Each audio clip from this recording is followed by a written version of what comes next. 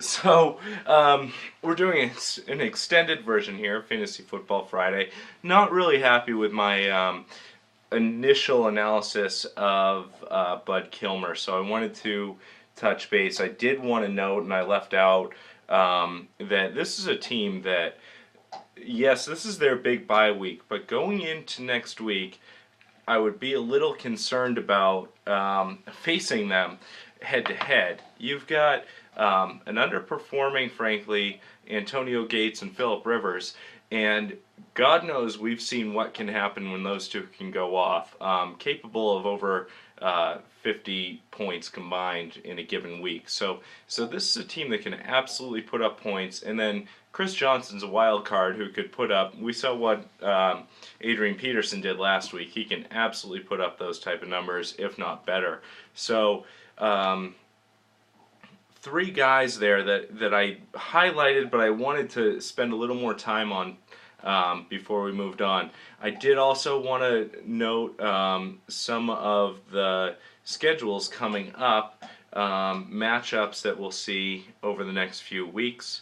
I already touched on Boys Town versus the Fart Pirates and or Fart Noises and chance of flurries. So we do have a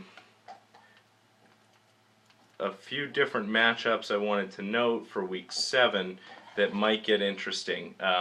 You've got a battle here going on week 6 between the Dream Fighters and Thundertick, but looking into next week, there are potentially you've got Bud Kilmer going against breast enlargement, and I think Bud Kilmer can walk away with a victory there. So you might see a 3-4 Bud Kilmer going into week 8, and that could be good enough for 6th or 7th place, depending on what happens here. And then you're looking at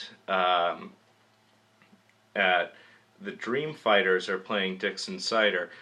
Dixon Cider is going to be fully healthy, ready to go then, and that's when I wanted to touch on Tim Tebow a little bit.